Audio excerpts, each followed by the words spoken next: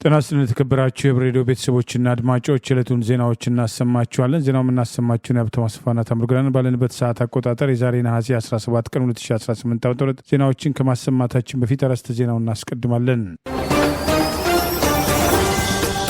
የፋኖ ወታደራዊ ድል፣ ያገዛዙ ርሸና፣ የቀጠለ የወለጋ ጭፍጨፋ፣ የድርቁ ስጋት፣ የኦሮሞ ብልጽግናና የአዲስ አበባው ዛቻ፣ ሰነዱና ጠቅላይ ሚኒስትሩን ጨምሮ ተጠያቂዎቹ፣ ጥናቱና የሰራተኞች ቅነሳው፣ የሱዳን ድሮን ጥቃት፣ ፕሬዚዳንትና ክልከላ የሚሉና ሌሎችም ወቅታዊ ዜናዎች አሉን። ዝርዝሩን ነሆ።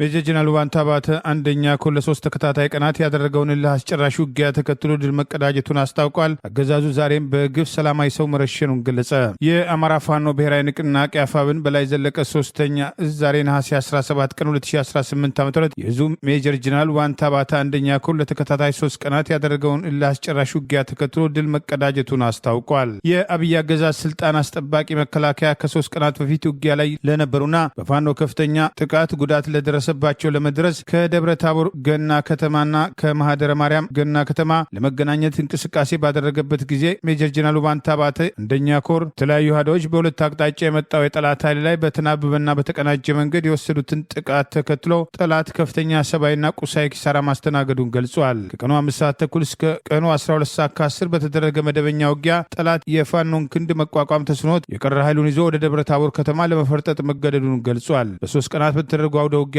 ያገዛዙ ስልጣን አስጠባቂ ኃይል ከማህደረ ማርያምና ገና መጫወቻ ከተማ የዘረፈውን የንጹሃን አማሮች ተንቀሳቃሽ ንብረት በደረሰበት ብርቱ ምት እያንጠባጠበ ትቶ ለመፈርጠጥ መገደዱንም ገልጿል። አገዛዙ የዘረፈውን ንብረት ትቶ ለማምለጥ የቻለው ከሰንሳ ድልድይ እስከ ቁስቋም ሲሆን የአገዛዙ ታጣቂ ጨርቄን ማቄን ሳይል ወደ ታቦር ከተማ እግሬ አውጪኝ ብሎ ለመፈርጠጥ መገደዱን አስታውቋል። በ3 ቀናት ባስቆጠረው አውደ ውጊያ ከገና እስከ ደብረ ታቦር ኢየሱስ የተሳተፉ አካላት ሜጀር ጀነራል ዋንታ ባተ ተወርዋሪ ክፍለ ጦር፣ ጉና ክፍለ ጦር፣ ገብረ መስቀል ብርጌድ፣ ጣይቱ ሻለቃ፣ መቅደላ አምባ ብርጌድ ለተከታታይ 8 ሰዓታት በፈጀ አውደ ውጊያ መቅደላ አምባ ብርጌድ መሆናቸውን ገልጿል። በተጨማሪም በተመሳሳይ በዚሁ ቀጠና ለ8 ሰዓታት በፈጀ አውደ ውጊያ ጉና ክፍለ ጦር፣ ገብረ መስቀል ብርጌድ፣ ጣይቱ ሻለቃ ከቀፎ ቤት ጀምሮ በወርቄን ሺሞፈርና አዱይ መገንጠያ ማዶ ጭንጫ፣ መቅደላ አምባ ብርጌድ ከጣልሚድ ሚካኤል እስከ ረከባና ሜጀር ጀነራል ዋንታ ባተ ተወርዋሪ ክፍለ ጦር ከዲብድቦ ጀምሮ እስከ ቁስቋም ወይን ውሃ ድረስ ባደረጉት መደበኛ ውጊያ በጠላት ላይ ከፍተኛ ኪሳራ ማድረሳቸውን ይኸው መረጃ ገልጿል። በፋኖ የደረሰበትን ጥቃት መቋቋሚያ ቃተው ያገዛዙ ስልጣን አስጠባቂ ኃይል ዛሬም በተመሳሳይ ንጹሃንን የጥቃት ኢላማ ማድረጉን የጠቀሰው የመረጃ ዛሬ ነሐሴ 17 ቀን 2018 ከማህደረ ማርያም 1 ኪሎ ሜትር ርቀት ላይ በምትገኘው ጅብጅባ ላይ አንድ ሰላማዊ ሰው በግፍ መረሸኑን ገልጿል። ገና መጫወቻ ከተማ ላይ የፋኖ ቤተሰብ ናችሁ በሚል 5 የከተማዋ ነዋሪዎች ንብረት የዘረፈው ያገዛዙ ስልጣን አስጠባቂ ኃይል የከተማ ነዋሪዎችን በጅምላ አፍሶ መደብደቡን፣ ወጣቶች እንዳደረሷቸው አለመታወቁና አፍነው እንደወሰዷቸው ትላንት ነሐሴ 16 ቀን 2018 10 ሰላማዊ ሰዎችን በግፍ መረሸናቸውን፣ በተመሳሳይ በትላንትናው ዕለት የቡቲክ ጫማዎችና አልባሳት ሙሉ መዝረፋቸውን ወራሪውና ስልጣን አስጠባቂው ኃይል በአማራ ፋኖ ብርቱ ምት ከገና ከተማ እስከ ወርቄን ከተማና ከደብረ ታቦር ኢየሱስ በተደረገ አውደ ውጊያ ጠላት ተንበርክኮና ተሸንፎ የዘረፈውን ሁሉ ትቶ ወደ ደብረ ታቦር ከተማ ለማምለጥ ለመፈርጠጥ መገደዱን ይኸው መረጃ ገልጿል። በውጊያው በጠላት ላይ ቁጥሩ ያልታወቀ ያገዛዙ ስልጣን አስጠባቂ ኃይል ሙትና ቁስለኛ ሲሆን ከፍተኛ የሆነ የስነ ልቦና ስብራት የደረሰበት መሆኑንም አፋብን በላይ ዘለቀ 3ኛ እዝ ሜጀር ጀነራል ዋንታ ባተ አንደኛ ኮር ህዝብ ግንኙነት ኃላፊ አርበኛ ሀቅ ያለው ጸጋ አለባቸው ዛሬ ነሐሴ 17 ቀን 2018 ኮሩ ባወጣው በዚሁ መረጃ ገልጿል። ይህ በእንዲህ እንዳለ የአማራ ህዝብ በደል የተረዱ የብልጽግና አገዛዝ የጦር አባላት ከነሙሉ ትጥቃቸው ፋኖን መቀላቀላቸውን አፋብን አሳምነው 5ኛ ህዝብ ግንኙነት መምሪያ ዛሬ ነሐሴ 17 ቀን 2018 ይፋ ባደረገው መረጃ ገልጿል። የአፋብን አሳምነው 5ኛ እዝ አጼ አምደ ጽዮን ኮር ንጉስ ሳህለ ስላሴ ክፍለ ጦር አባላት ከጠላት የሚከዱ የሰራዊት አባላትን ጥሩ አቀባበል በማድረግ ላይ መሆናቸውን በገለጸው በዚህ መረጃ ያገዛዙ ስልጣን አስጠባቂ ሰራዊት እየተዳከመና እየፈረሰ በሚገኝበት በዚህ ወቅት ያገዛዙ ብልጽግና ውድቀትን የተረዱት የጦር አባላት ቆራጥ ውሳኔ በመወሰን ከነሙሉ ትጥቃቸው በመውጣት ፋኖን መቀላቀላቸውን በስም ዘርዝሮ አስታውቋል። በዚህም ከአገዛዙ 112ኛ አየር ወለድ ክፍለ ጦር በየቀኑ ፋኖን እየተቀላቀሉ ከሚገኙት መካከል የኮሩ ሚዲያና ኮሚኒኬሽን ይፋ ባደረገው 10 አለቃ አለሙ ግዛው 2 AK 103 ክላሽንኮቭ 250 ተኳሽ 6 ካዝናና 1 የደረት ወታደሩ መርመንገሻ ማርከሻ 1 ኬ 103 ክላሽንኮቭ 5 ካዝና 2 ቦምብ 3 ተተኳሽ 1 የደረት ትጥቅ 1 ወታደራዊ ቦርሳ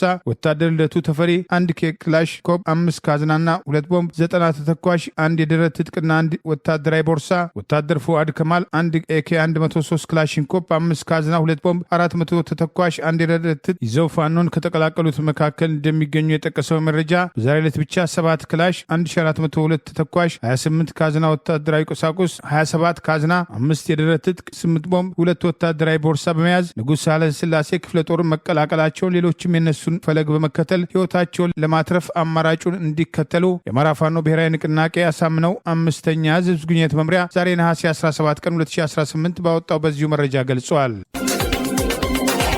በሰው አልባ አውሮፕላን ወይም በድሮን ጥቃትም ሳቢያም የመቀሌው በዓል ቢሰረዝም የዘንድሮ የአሸንዳ በዓል በኤርትራ ድንበር አቅራቢያ ጨምሮ በተለያዩ የትግራይ ክልል አካባቢዎችም እየተከበረ መሆኑ ተገለጸ። የትግራይ ክልል ባለስልጣናት የመቀሌውን ዋና የአሸንዳ በዓል አከባበር በድሮን ጥቃትም ሳቢያ እንደሰረዙት ቢገልጹም በትግራይ የሚገኙ ሴቶችና ልጃገረዶች በኤርትራ ድንበር አቅራቢያ ከሚገኙ አካባቢዎችም ጨምሮ በተለያዩ የክልሉ ክፍሎች በዓሉን በማክበር እንደሚገኙ የክልሉ መገናኛ ብዙሃን ዘግበዋል። በኤርትራና በትግራይ ድንበር አካባቢ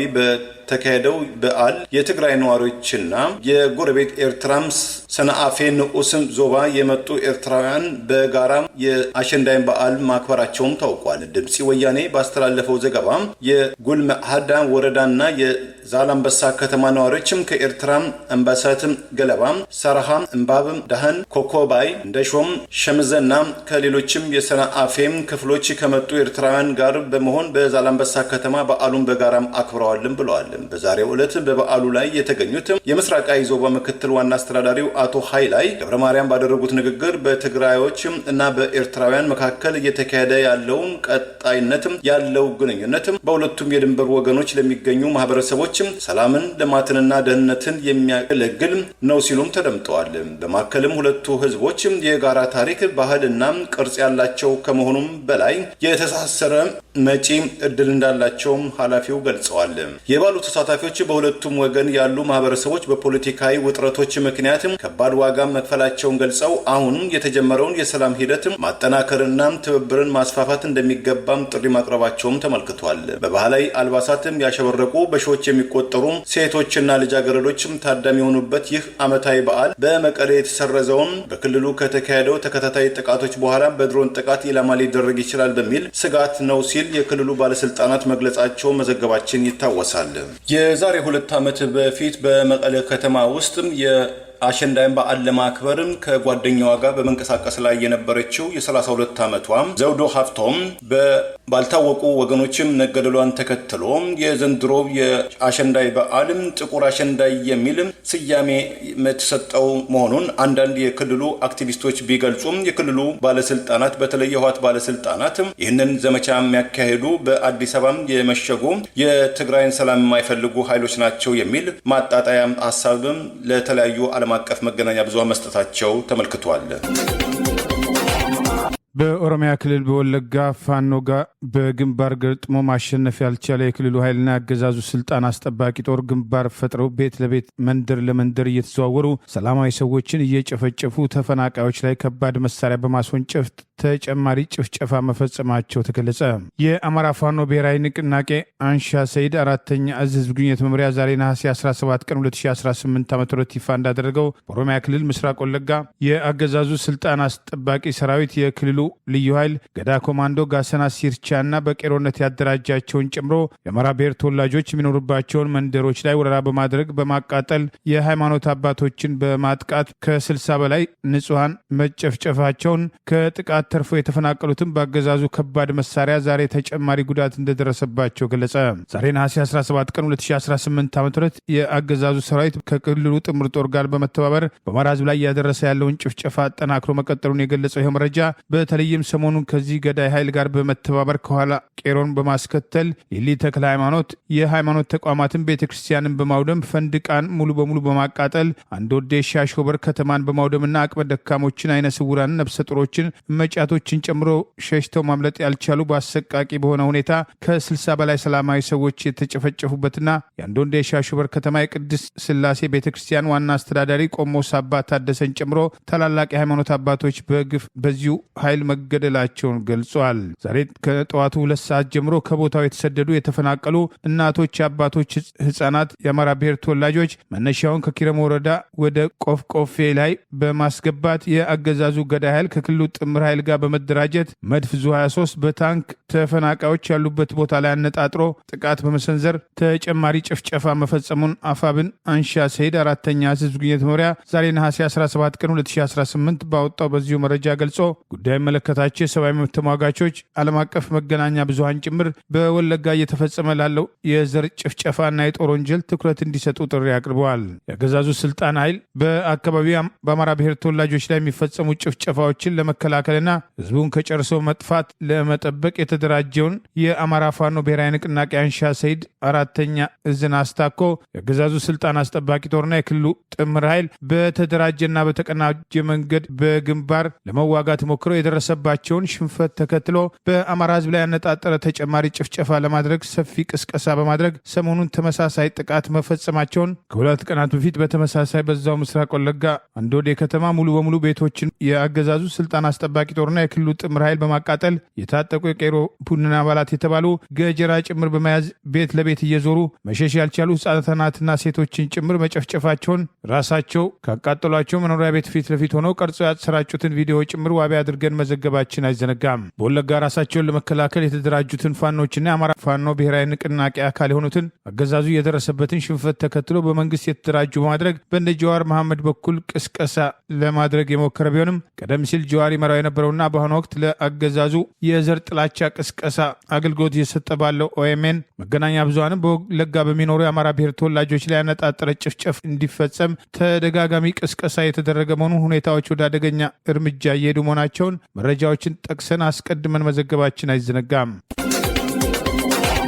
በሰብአዊ እርዳታ ላይ የሚሰማሩት የዓለም ምግብ ፕሮግራም፣ የህፃናት አድን ድርጅት በእንግሊዝኛው ምህጻረ ቃል ዩኒሴፍ፣ የተባበሩት መንግስታት ድርጅት የሰብአዊ ጉዳዮች ማስተባበሪያ ጽህፈት ቤት ኦቻ፣ የዓለም ምግብ የእርሻ ድርጅት ፋኦ፣ የአውሮፓ ህብረት፣ የምስራቅ በየነ መንግስታት በእንግሊዝኛው ምህጻረ ቃል ኢጋድ እና ሌሎችም ድርጅቶች ኢትዮጵያን ጨምሮ በምስራቅ አፍሪካ አስከፊ ጉዳት ሊያደርስ የሚችል የተፈጥሮ አየር መዛባት ኤሊኖ ሊከሰት ይችላል ሲሉ አስጠነቀቁ። በዓለም አቀፍ ደረጃ የተከሰተው የኤሊኖ ስጋት በመጪዎቹ ወራት በምስራቅ አፍሪካም ስር የሰደደም ችግር እንደሚፈጥር የጠቀሱት የመንግስታቱ ድርጅት ልዩ ሪፖርት የሱዳን፣ የደቡብ ሱዳን፣ የኢትዮጵያ፣ የኤርትራ፣ የኡጋንዳ፣ የጅቡቲ አርብቶ አደሮችን ከእንስሳቶቻቸውና ከቀያቸው ሊያፈናቅላቸው ሊያሰድዳቸው ይችላል ሲሉ አሳስበዋል። የአየር ንብረት ለውጡ በዓለም አቀፍ ደረጃ ተጽዕኖ እያስከተለ ባለው ጫና በአውሮፓ በ10 ሺዎች የሚቆጠሩ ሰዎችን ለሞት የዳረገ ከፍተኛ ሙቀት መመዝገቡ የታወቀ ሲሆን በተለያዩ ዓመታት የአየር ንብረት ለውጥ ገፈት ቀማሽም የሆነው የምስራቅ አፍሪካም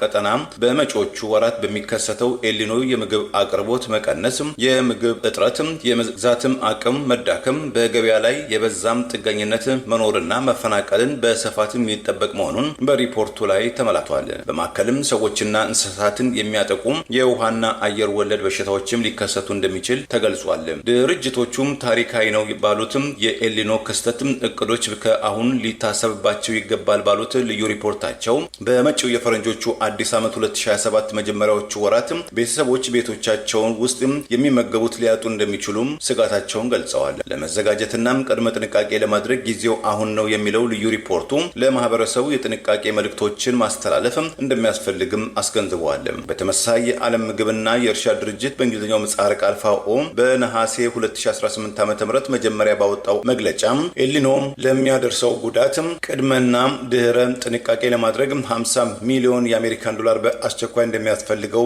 አስታውቆ እንደነበረ ይታወቃል። የተጠየቀው ገንዘብ በአማራና በአፋር፣ በትግራይ፣ በሶማሌ፣ በደቡብ ምዕራብ ኢትዮጵያና በደቡብ ኢትዮጵያ ክልሎች በ114 ወረዳዎች እስከ መጪው መጋቢት የፈረንጆቹ 2027 ድረስ የሚያስፈልግ መሆኑን ተገልጿል። ተደጋጋሚ የሆነው ድርቅ፣ ጎርፍ፣ ወጥ ያልሆነና የተቆራረጠ ዝናብ በአጠቃላይ የዜጎችን የምግብ ስርዓት ማዳከሙን የገለጸው የመንግስታቱ የግብርና ተቋሙ ፋኦ ግጭትና የጸጥታ ችግሮችም የገበያ ስርዓቱን በማወክ መሰረታዊ አቅርቦቶች ላይ ከፍተኛ ጫና መፍጠሩንም አሳስበዋል። ፋኦ የእርዳታውን አፋጣኝ አስፈላጊነት በገለጸበት መግለጫው በመጪዎቹ ወራት ከላይ የተገለጸውን ችግር የበልጥ የሚያባብሰው መሆኑን ገልጾ እንደ ፈረንጆቹ አቆጣጠር ከጥቅምት 2026 እስከ ጥር 2027 ድረስም የከፋ ጎርፍም ሊያስከትል የሚችል የኤልኒኖ ክስተትን ሊፈጠር ይችላል ሲል አሳስበዋል።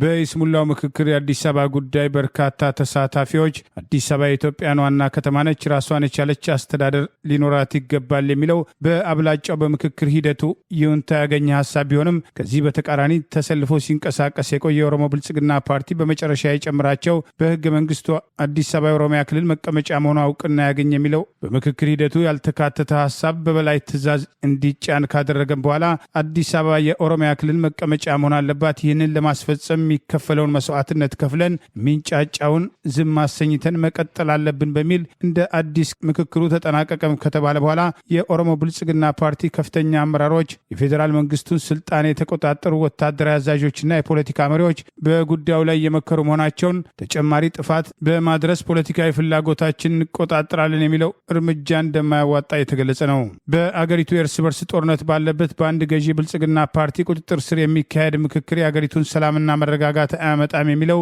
በተግባር ታይቷል። ምክክሩ ህገወጥ ነው። በምክክር ሂደቱ የታዩ ህገወጥ ተግባራት ከኮሚሽኑ ከራሱ ጀምሮ ኮሚሽኑን ከኋላ በሚሾፍረው የኦሮሞ ብልጽግና ፓርቲ በግልጽ የታየ ህግና ስርዓት የተጣሰበት ለተመካካሪዎችም ሆነ ለተጻፉ ህጎች አክብሮት የሌላቸውና እጅግ ዘረኛና ከፋፋይ አጀንዳዎችን ወደፊት በማምጣት አገሪቱን በትነን አገር እንሰራለን የሚለው ፍላጎታቸው በግልጽ የታየበትን እርምጃ ተከትሎ ከተለያዩ አገሪቱ አካባቢ የመጡ ተሳታፊዎች አዲስ አበባ የሁሉም ከተማ ነች፣ የፌዴራል መንግስቱ መቀመጫና የአዲስ አበባ ህዝብ ራሱን በራሱ የሚያስተዳድርበት ሁኔታ እንዲፈጠር ምክረ ሀሳብ ያቀረቡ ቢሆንም በአናት መጥቶ የተጨምረው የኦሮሚያ ክልል በህገ መንግስቱ አዲስ አበባ መቀመጫ መሆኗ እውቅና ሊያገኝ ይገባል የሚለው ምክረ ሀሳብም የኦሮሞ ብልጽግና ፓርቲ ራሱ ጽፎ ራሱ በኮሚሽኑ አማካኝነት በደባልነት ያሰራጨውና የክልል ምክር ቤት በሚል የገዢው ብልጽግና ፓርቲ አመራሮችን በመሰብሰብ የራሳቸውን ፍላጎት ይዘው የወጡበት እርምጃ አልበቃ ብሎ አዲስ አበባን የኦሮሚያ ክልል መቀመጫ እናደርጋለን በሚል አሁንም በህገ ወጥ መንገድ እየተንቀሳቀሱ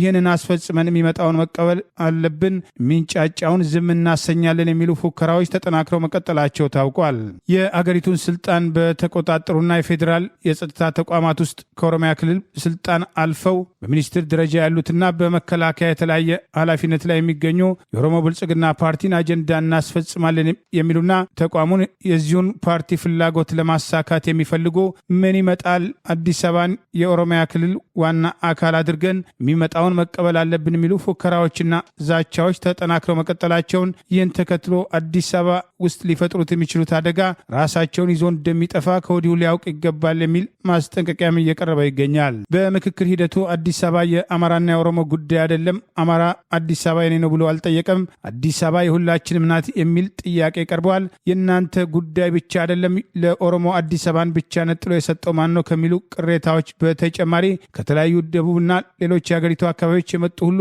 ረጋ ብላችሁ አስቡ፣ የምትሄዱበት መንገድ ትክክል አይደለም፣ አዲስ አበባ የሁላችንም ከተማ ነች፣ አገራችንን ለማፍረስ የምትሄዱበት ርቀት የያዛችሁትንም እንዳያሳጣቸው የሚሉ ማስጠንቀቂያዎች ይቀርቡ የነበረ ቢሆንም የቀረቡ ተቃውሞችን ከአንድ ብሔር ጋር በማያያዝ የአማራ ህዝብን ተጠያቂ በማድረግ ዛሬም በየአዳራሹ ከፍተኛ ጥላቻ ቅስቀሳ እየተደረገ ዛቻና ማስፈራሪያዎች እየተደረጉ መሆናቸውና ይህ ፉከራ ተጨማሪ ግጭትና ስጋት ይዞ ሊመጣ እንደሚችል ሂደቱን እየተከታተሉ ያሉ ወገኖች ማስጠንቀቅ ጀምረዋል። በተለያዩ ፌዴራል የጸጥታ ተቋማት ውስጥ የሚገኙና የኦሮሞ ብልጽግና ፓርቲን አጀንዳ ለማስፈጸም የሚንቀሳቀሱ አዲስ አበባ የኦሮሚያ ክልል ካልሆነች አገር እናፈርሳለን፣ ምን ታመጣላቸው የሚሉ ፉከራዎች በስራ ቦታዎች ጭምር መንጸባረቃቸውን ይህም በጸጥታ ተቋም ውስጥ ጭምር አለመተማመን እያሳደገ መምጣቱና የኦሮሞ ብልጽግና ፓርቲ እየሄደበት ያለው እርምጃ አገሪቱን ያልተጠበቀ ትርምስ ውስጥ ሊከታት እንደሚችል በምክክር ሂደት ውስጥ የተሳተፉ ወገኖች ጭምር አሁን ምክክሩ አልቋል የነበሩ ሂደቶች እነዚህ ሰዎች ተጨማሪ ስልጣን እስካገኙ ድረስ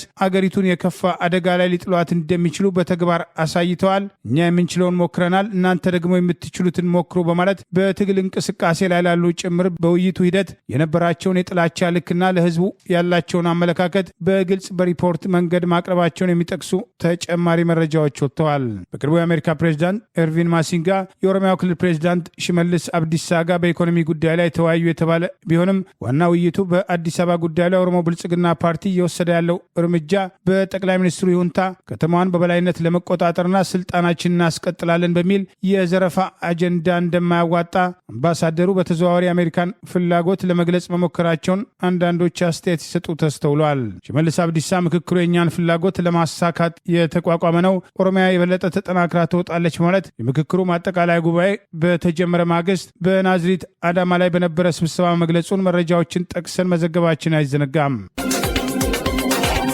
አፋብን ቴዎድሮስ ሁለተኛ እዝ በዲማ ጊዮርጊስ ያደረገውን ውጊያ አስታኮ ያገኛቸውን ወታደራዊ ድሎች ይፋ አድርጓል። ከ105 በላይ የአገዛዙ ስልጣን አስጠባቂ ጦር ሙትና ቁስለኛ መሆኑን ከ57 በላይ ከአገዛዙ ጋር አብሮ የተሰለፉ ባንዳ አድማ ብተና ሚሊሻና ፖሊሶች ሙትና ቁስለኛ መሆናቸውን አስታወቀ። የአማራ ፋኖ ብሔራዊ ንቅናቄ ቴዎድሮስ ሁለተኛ እዝ 201ኛ ኮር 64ኛ ክፍለ ጦር ዛሬ ነሐሴ 17 ቀን 2018 ዓ.ም በዲማ ጊዮርጊስ የተደረገውን ውጊያ አስታኮ ባወጣው መረጃ ከ105 በላይ የአገዛዙ ስልጣን አስጠባቂ ወታደሮች ሙትና ቁስለኛ መሆናቸውን ከ57 በላይ ባንዳ አድማ ብተና ሚሊሻና ፖሊሶችም በተመሳሳይ ሙትና ቁስለኛ መሆናቸውና ከፍተኛ ወታደራዊ ድል ተቀዳጅቶ እንደነበር ገለጸ። 64ኛ ክፍለ ጦር ዛሬ ነሐሴ 17 ቀን 2018 ከሳምንት በፊት ያደረገውን ውጊያ አስታኮ ባወጣው ዝርዝር መረጃ በዲማ ከተማና ለምጨና አካባቢ ባካሄደው አስጨራሽ ውጊያ በርካታ የአገዛዙ ስልጣን አስጠባቂ ሰራዊት ከፍተኛ ኪሳራ ያስተናገደበትን የውጊያ ውሎ አስታኮ ማብራሪያ ሰጥቷል። በአብይ አገዛዝ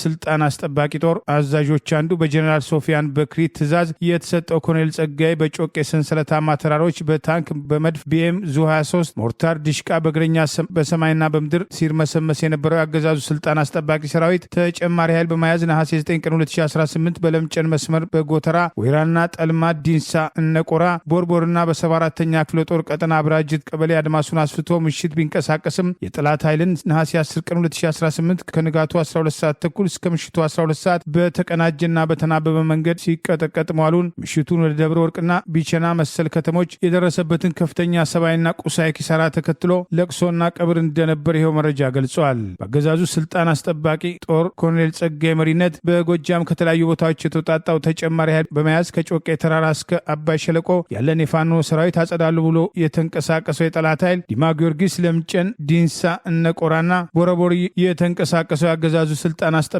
ሶር በዲማ ደብረ ጽሞና ተርቦች በክፍለ ጦሩ ስር የሚገኙ ንስር ኮማንዶዎች በለምጨን ባልሞ ተኳሾች በ74ኛ ክፍለ ጦር ጋር በመቀናጀት በክፍለ ጦር ወታደራዊ አመራሮችና አባላት የጠላት ሰራዊት በዲማ ጊዮርጊስ ከተማና ጊዮርጊስ ግብዓተ መሬቱ መፈጸሙን ይኸው መረጃ አብራርቷል። የጀነራል ሶፊያን በክሪ ትእዛዝ የተቀበሉ ጀነራሎችና ኮሎኔሎች የአማራን ህዝብ ከምድረ ገጽ ለማጥፋት እየኳተነ የሚገኘው የአገዛዙ ስልጣን አስጠባቂ ኃይል በእነማይ ወረዳ ዲማ ቅዱስ ጊዮርጊስ፣ ለምጨን፣ ደንሳን ቆራ፣ የገናዥ ቦረቦርና አካባቢ የሚገኙ ህዝባችን ለመዝረፍ፣ ለማውደም፣ ለመጨፍጨፍ ወረራና የዘር ጭፍጨፋ ለመፈጸም በርካታ የእንግሊዝኛ ሰራዊትና ከባድ መሳሪያዎችን ሲያስወነጭፉ ይውልም ይዞ ተገባው ሰራዊት በ64ኛ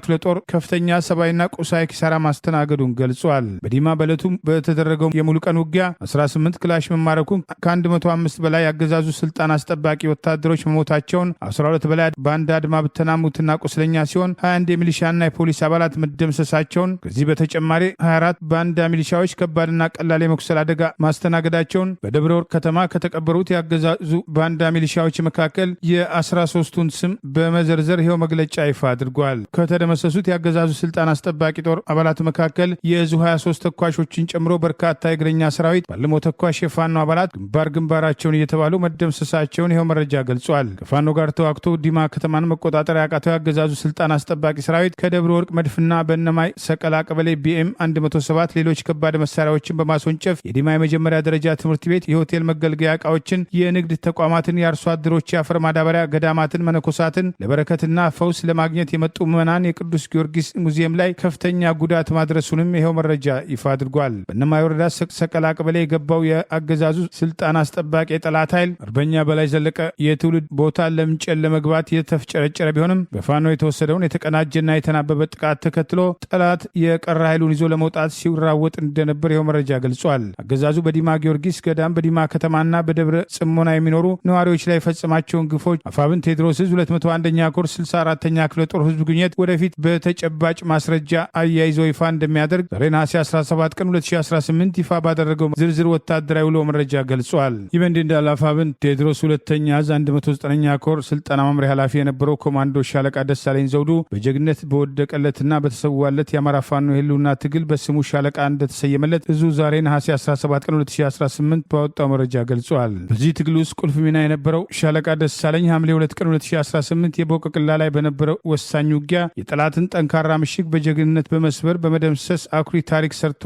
ለቆመለት የህዝብ ዓላማ ክብር ህይወቱን አሳልፎ መስጠቱን የጠቀሰው መረጃ ሻለቃ ደሳለኝ በስጋ ቢያልፍም ያፈራቸው ሺህ ጀግኖች የጀመረውን ትግል ከዳር ለማድረስ ስሙና ገድሉም ሁሌም በትውልዱ ልብ ውስጥ በክብር ሲታወስ እንደሚኖር ገልጿል። ለቃሉ ታማኝ የነበረው ጀግናው ሻለቃ ደሳለኝ ዘውዱ መኩ በአማራ ፋኖ ብሔራዊ ንቅናቄ ቴዎድሮስ 2ኛ ዕዝ 206ኛ ኮር 24ኛ ክፍለ ጦር ስር ትገኝ የነበረችዋ ጠንካራ የቦቀቅላ አባይ ሻለቃ የምንጊዜም ጀግናዋን ለመዘከር የእሱን የጀግነትና የትግል ታማኝነት በመውረስ መጠሪያ ስሟን ደሳለኝ ዘውዱ ሻለቃ ተብላ በጀግናው ስም መሰየሙን አፋብን ቴዎድሮስ 2ኛ ዕዝ 206ኛ ኮር 24ኛ ክፍለ ጦር ህዝብ ግንኙነት ዛሬ ነሐሴ 17 ቀን 2018 ይፋ ባደረገው በዚሁ መረጃ ገልጿል።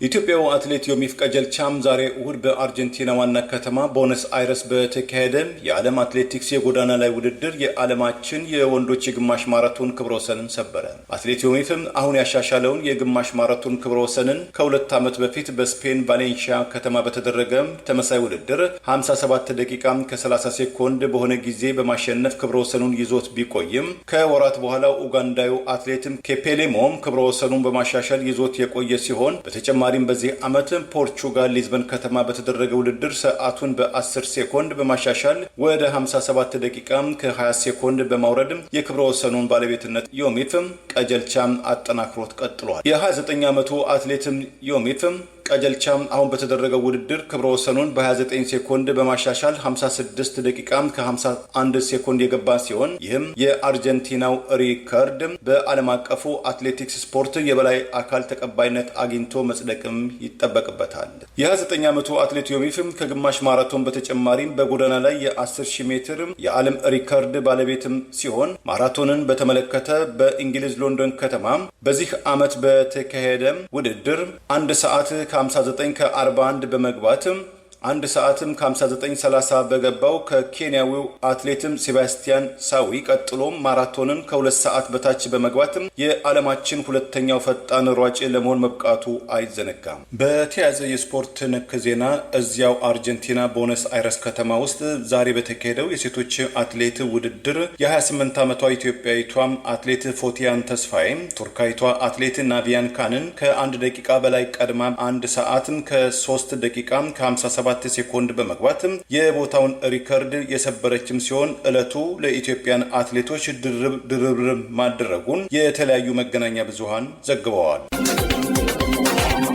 በአገሪቱ ለውጥ ሲመጣ በሽግግር ፍትህ ሊጠየቁ ይገባሉ ያላቸውን በስም በመዘርዘር ጠቅላይ ሚኒስትር አብይ አህመድ የቀድሞ ምርኮኛና ያገዛዙ ስልጣን አስጠባቂ ጦር ኤታማጆር ሹም ፊልድ ማርሻል ብርሃኑ ጁላ፣ የፌዴራል ፖሊስ ኮሚሽን ኮሚሽነር ደመላሽ ገብረ ሚካኤል፣ የገዢው ብልጽግና ፓርቲ መጠቀሚያ የሆነው ፓርላማ አፈጉባኤ ታደሰ ጫፎ፣ የፌዴሬሽን ምክር ቤት አፈጉባኤ አገኘሁ ተሻገር፣ ምክትል ጠቅላይ ሚኒስትር ተመስገን ጥሩነህን ጨምሮ በየደረጃው የሚገኙ የፖለቲካ ወታደራዊና የልዩ ልዩ ተቋማት መሪዎች በአገሪቱ በተፈጸመው የጦርና የዘር ማጥፋት ወንጀል በዜጎች ላይ በደረሰ ሰቆቃ ተጠያቂ ናቸው በማለት በስም ዘርዝሮ የአፍሪካ ሰላምና እርቅ ኢንስቲትዩት በሰነድ ይፋ አድርጓል። የአፍሪካ ሰላምና እርቅ ኢንስቲትዩት የሽግግር ወቅት ፍትህ ብሔራዊ እርቅ ሰነድ በሚል ይፋ ባደረገው ሰነድ ላይ በአገሪቱ የእርስ በርስ ጦርነትን ስልጣን ማስቀጠያ በማድረግ በዜጎች ላይ የዘር ማጥፋትና የጦር ወንጀል በመፈጸም ጠቅላይ ሚኒስትር አብይ አህመድ የቀድሞ ምርኮኛና ያገዛዙ ስልጣን አስጠባቂ ጦር የመከላከያ ኤታ ማጆር ሹሙ ፊልድ ማርሻል ብርሃኑ ጁላ፣ የፓርላማ አፈ ጉባኤ ታገሰ ጫፎ፣ የኦሮሚያው ክልል ፕሬዚዳንት ሽመልስ አብዲሳ፣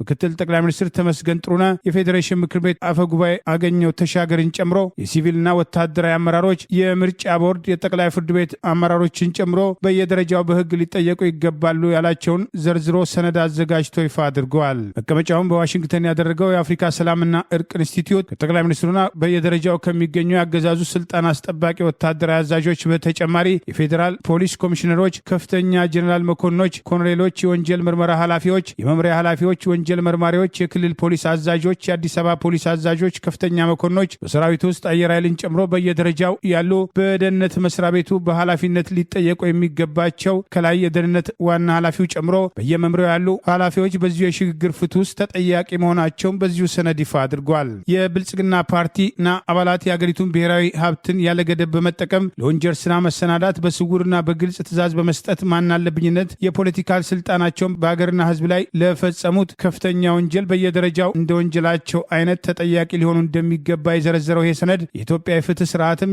የአገዛዙን ስልጣን ለማስቀጠል ህግን ወደ ጎን በማድረግ የስርዓቱ መጠቀሚያ በመሆን ለፈጸመው ወንጀል ከጠቅላይ ፍርድ ቤቱ ፕሬዝዳንት ጀምሮ በየደረጃው የሚገኙ ዳኞች ጭምር ለፖለቲካ ዓላማ ህጉን በማጣመም የስርዓቱ መጠቀሚያ ማድረጋቸውን መሰረት በማድረግ በዚሁ የሽግግር ፍትህ ሂደት ውስጥ ሊጠየቁ እንደሚገባ በዚሁ ሰነድ አካቷል። የስሙላ ምርጫ በማድረግ የአገሪቱን ህዝብ ለተጨማሪ ችግርና መከራ አጋልጠዋል በሚል የምርጫ ቦርድ የቀድሞና የወቅቱ አመራሮች በዋናነት ተጠያቂ መሆናቸውን የጠቀሰው ሰነድ በየደረጃው ያሉ ባለስልጣናት ጠቅላይ ሚኒስትር አብይ አህመድን ጨምሮ በዘር ማጥፋት፣ በጦር ወንጀልና በሀገር ሀብት ብክነት የሀገር መከላከያ ሰራዊትና የኤርትራ ሰራዊት አዛዦችን ጭምር በማሳተፍ የፈጸሙት ወንጀል በዚሁ ሰነድ ውስጥ በመዘርዘር አካቷል። በቀጥታ ከተፈጸመው የጦር ወንጀልና የዘር ማጥፋት እርምጃዎች በተጨማሪ ዜጎችን በማፈናቀል ንብረትና ርስታቸውን በመውረስ ከመኖሪያቸው በማስወገድ የተፈጸሙ ወንጀሎች ከንቲባ አዳነች አቤቤን ጨምሮ በየደረጃው ያሉ የከተማ አስተዳደሩ ሰራተኞች፣ የጸጥታ ኃላፊዎች ጭምር ተጠያቂ የሚሆኑበት አግባብ በዚሁ ሰነድ ያካተተ ሲሆን ከጠቅላይ ሚኒስትሩ ከተሰጣቸው የህግ ስልጣን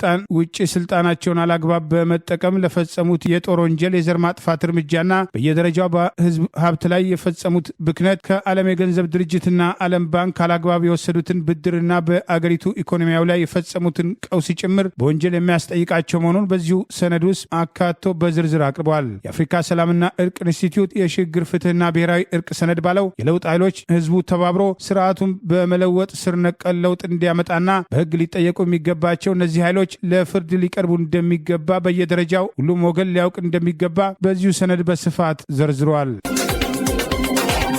የሱዳን መከላከያ ሚኒስትር መነሻውን ከኢትዮጵያ ግዛት ያደረገ የጠላትም ሰው አልባ አውሮፕላን ወይም ድሮን መትቼም ጣልኩኝ አለ። እንደ ሱዳን መከላከያ ሚኒስትር የዛሬ መግለጫ መነሻውን ከኢትዮጵያ ድንበር ውስጥ ያደረገ በብሉ ናይል ግዛት ላይ ያንጃበበም ኩርሙክ ድንበር አቅራቢያ በሱዳን የጸረ ድሮን ምድብም ተመቶ ወድቋልን ብሏል። ከኢትዮጵያ በኩል በጉዳዩ ዙሪያም እስካሁን ድረስም ማስተባበያም ወይም ማረጋገጫም አልተሰጠም። ድሮኖቹም በማን እንደተዘወሩ ዋነኛ ዓላማቸው ምን እንደነበረም አልተብራራም።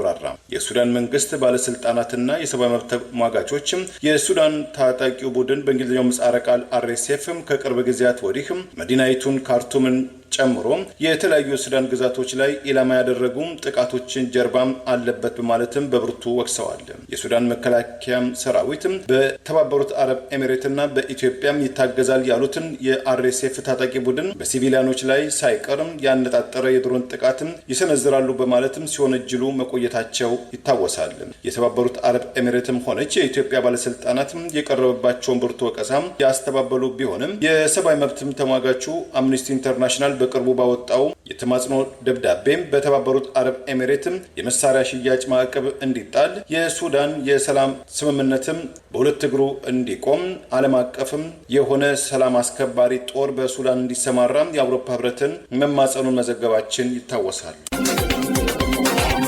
በአዲስ አበባና በክልል የሚገኙ የፌዴራል መንግስቱ ሰራተኞች ከ70 በመቶ በላይ ለመቀነስ እየተደረገ ያለው ጥናት የተባለው እየተጠናቀቀ መምጣቱን የስሙላውን ምርጫ ተከትሎ ከመንግስት ምስረታ በኋላ ከጥቅምት ጀምሮ ተግባራዊ ይደረጋል የሚል እቅድ ማውጣታቸው ታውቋል። በአማራ ክልል ይህንኑ ተግባራዊ ለማድረግ በዘመቻ ጥናት የተባለው እየተካሄደ መሆኑ መረጃዎች ወጥተዋል። በኢትዮጵያ ሀገሪቱን ኢኮኖሚ በጦርነትና በብልጭልጭ ፕሮጀክቶች በማባከን ለጦርነቱ የውጭ ምንዛሪ ለማግኘት የዓለም የገንዘብ ድርጅትን ኢኮኖሚያዊ መመሪያዎችን በመቀበል የሀገሪቱን ኢኮኖሚ ቀውስ ላይ መጣላቸው የሚያስወቅሳቸው ጠቅላይ ሚኒስትር አብይ አህመድ የሰጡትን ትዕዛዝ ተከትሎ ከ70 በመቶ በላይ የሚሆኑት የፌዴራል መንግስት ሰራተኞች የሚባሉት በአዲስ አበባና በክልሎች ከስራ ውጭ ለማድረግ በክልል ተቋማት ውስጥም ከታቀፉ ሰራተኞች መካከል በተመሳሳይ በከፍተኛ ደረጃ ከስራ ውጭ ለማድረግ የተያዘውን እቅድ ተከትሎ ሲደረግ የነበረው ጥናት በአንዳንድ ክልሎች የጠናቀቀ መምጣቱን፣ ሰባተኛ ሀገራዊ ምርጫ በተባለው የይስሙላ ምርጫ ተከትሎ በመጪው ዓመት በይስሙላ ሌሊት በፓርላማ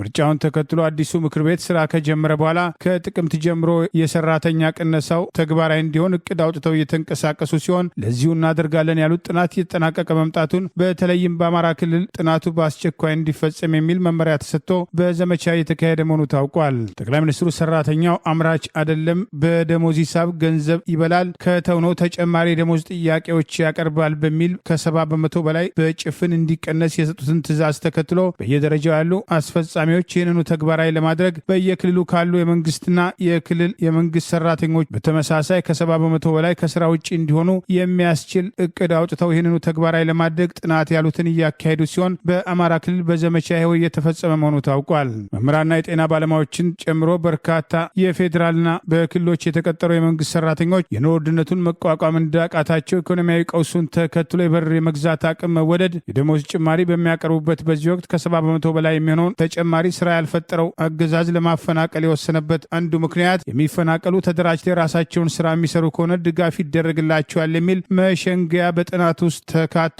ይህንኑ ሽፋን ለማድረግ ደረጃ በደረጃ ለማፈናቀል እቅድ አውጥተው እየተንቀሳቀሱ መሆኑ ታውቋል። አገዛዙ ባለፉት 4 ዓመታት የ12ኛ ክፍል ብሔራዊ ፈተናን ምክንያት በማድረግ የስራ ማቆም አድማ ለ5 ቀናት አድርገው ደሞዝ ጭማሪ ጠይቀው የነበሩ የዩኒቨርሲቲ መምህራንን በከፍተኛ ደረጃ በማባረር ብዙዎቹ ዩኒቨርሲቲዎች ለሌሎች አገልግሎት ጭምር እየዋሉ የ12ኛ ክፍል ፈተናን በፖለቲካ ውሳኔ በርካታ ቁጥር ያለውን ተማሪ በየዓመቱ እየጣሉ ለውትድርና በሚማግዱበትና የአገሪቱ ሀብት በከፍተኛ ደረጃ ለጦርነትና ብልጭልጭ ፕሮጀክቶች እየወጣ ቢሆንም የአገሪቱን ሀብት የሚበላው ሰራተኛ ነው የሚለው ግልብ ውሳኔ ተከትሎ በርካቶችን ከስራ በማፈናቀል ለተጨማሪ ስራ አጥነት ለመዳረግ አገዛዙ ቆርጦ መነሳቱን እየተደረጉ ያሉ እንቅስቃሴዎችን መሰረት አድርጎ ያገኘነው ይኸው ተጨማሪ መረጃ ይገልጻል። የመንግስት ሰራተኛውን ለማፈናቀል ጠቅላይ ሚኒስትሩ ውሳኔ ላይ መድረሳቸውን ቀደም ሲል የኦሮሚያ ክልል ካቢኔ አባል ዶክተር ሚልኬሳ ሚዳጋ አጋልጦ የነበረ ቢሆንም ሰሞኑን ከአማራ ክልል የወጡ መረጃዎች ይህንኑ መሰረት አድርጎ በየክልሉ ይደረጋል የተባለው ጥናት በጥድፊያ እንዲሰራና ከጥቅምት ወር ጀምሮ እርምጃው ተግባራዊ እንዲሆን ትዕዛዝ መሰጠቱ ታውቋል። የጤና ባለሙያዎች በተደጋጋሚ የደሞዝ ጭማሪ እንዲደረግላቸው የጤና ሽፋን እንዲሰጣቸው ጥያቄ ያቀረቡ ቢሆንም የስራ ማቆም አድማውን ተከትሎ በተስፋ ወደ ስራ የተመለሱ ቢሆንም ዛሬም ድረስ ጥያቄያቸው ያልተመለሰበትና መምህራንም ባዶ ተስፋ ተሰጥቷቸው ተጨማሪ የደሞዝ ጥያቄ የሚጠብቁ ቢሆንም ተባብረው በአንድ ላይ ባለመቆማቸው ውጤት አለማምጣታቸው በወቀሳ ሲነሳ ቆይተዋል።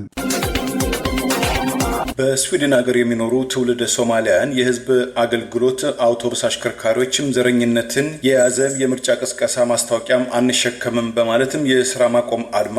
ድርጅቱ ለተፈጠረው ችግር ይቅርታም ጠየቀ። በዚህ ዓመት ይካሄዳል ተብሎ በሚጠበቀው የስዊድን ዲሞክራቲክ ፓርቲ ለምርጫም ይጠቅመኛል በማለት ባወጣው የቅስቀሳ ዘመቻም ማስታወቂያ ላይ መቃደሾን ናፍቃቸዋልንም ልዩ ሚስ መቃደሾ ሌላ ማስታወቂያም መቃደሾም ሳይሆን ወደ አፍጋኒስታኗ ካቡል የምትጓዙም